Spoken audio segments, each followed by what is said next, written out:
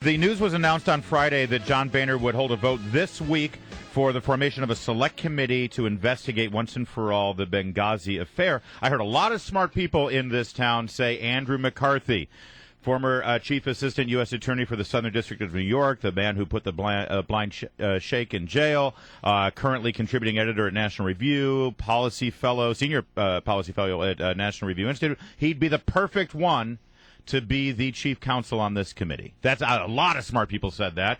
And I'm thinking, Andrew McCarthy, that your last two posts at National Review preclude you from doing this. The first one, the AWOL commander-in-chief, and your latest one, advice for Benghazi Select Committee, don't draft Andrew McCarthy. So do you just not want the job, Andrew McCarthy, or do you think that you're not the best person for it? Well, guys, thank you for having me this morning. I think actually, I'm not sure it's the last two posts. I'm pretty sure that ship had sailed some time ago. But I think it would be a wonderful experience for a lawyer, or for anyone who does the sort of stuff I do, to get a gig like that would be a phenomenal thing. But I think it's important here not to have anything other than the facts sing for themselves. And, you guys are down in Washington. You've seen it better than I have. But the standard tactic, especially for investigations of people on the left, but it's even been done the other way occasionally,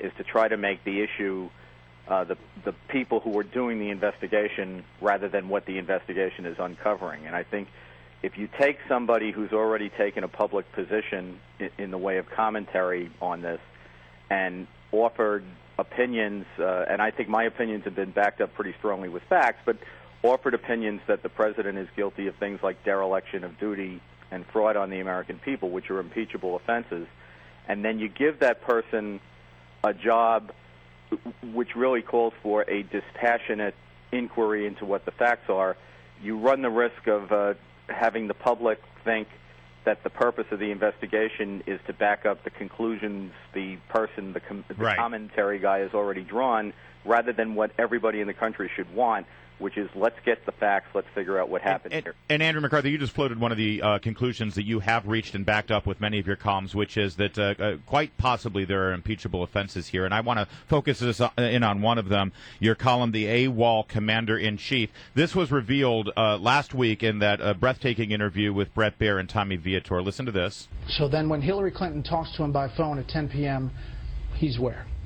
I don't know. I don't have a tracking device on him in the residence. Yeah, but we do know that he wasn't in the Situation Room. When you talk about the AWOL Commander-in-Chief, what do you want to learn about what the president was doing that night, and do you have suspicions?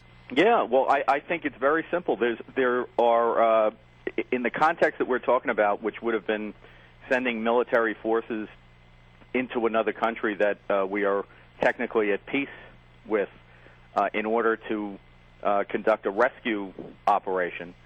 And a couple of times during the night, when the few people who actually did run to the sound of the guns were held up by the Libyans, there are a couple of places where only the president can act in a way that's effective to order those forces, and in a way that basically mows down any of the obstructions to people trying to block people trying to come to the rescue. I want to know what he did while that was going on. From what I can detect, first of all, it's interesting you talk about that 10 o'clock call. For a long time, the White House maintained that it didn't happen. It was only after Mrs. Clinton testified that she had this call that the White House changed their story and said that it admitted that that the president had spoken with Hillary. Up until that point, he had his hands off this whole thing, and I think it's very peculiar, looking at the timeline, knowing that at that point in the evening, those two SEALs, Woods and Doherty, were still fighting for their lives. Hillary Clinton and Barack Obama were on the phone, and minutes later, the State Department puts out a statement from Clinton blaming the whole thing on the video. So these guys are fighting for their lives, fighting to save Americans, and our President and Secretary of State appear to be spinning the politics. Well, in reading your column, this one paragraph just jumps at me because it's exactly what I've been wanting to know, and I just want to read it. A commander-in-chief does not get to vote present. Over 19 months have elapsed since terrorists savagely attacked the United States in Benghazi. Yet we are still waiting, ever waiting, for an account of where the president was and what he was doing, and what, if any, directives he gave during the hours and hours during which Americans were being tormented and killed. You're exactly right. And now we're going to have a special committee set up on Capitol Hill to investigate, and we're getting word that the White House may well again be AWOL during that investigation, that they may not even participate in getting the answers to the questions that the American people have a right to know. Yeah, well, when I was a prosecutor, to go back to what you were originally asking me about, I always thought it was great if a defense lawyer got up at the beginning of the trial and attacked me and tried to delegitimize the process but wouldn't address the case, because that means they have no defense to the case. So my advice to the Republicans is, and to Trey Gowdy, who I think is terrific, put your head down, keep doing your job, get the facts out, and let the facts sing.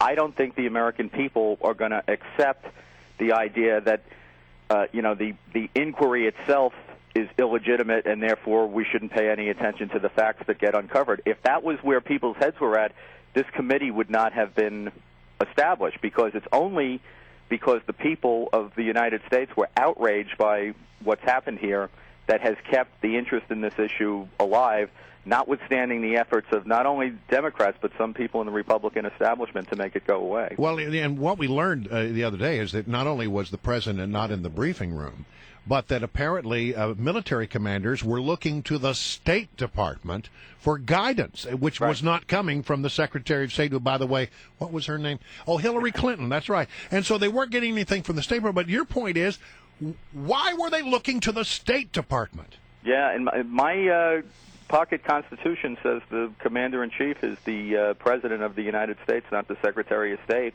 And only President President Obama, I don't know, is that a Freudian slip? Yeah, might have been, yeah. Only President Obama could have given the orders that the General Lavelle talked about and that the military guys were waiting for, and those orders don't appear to have ever come.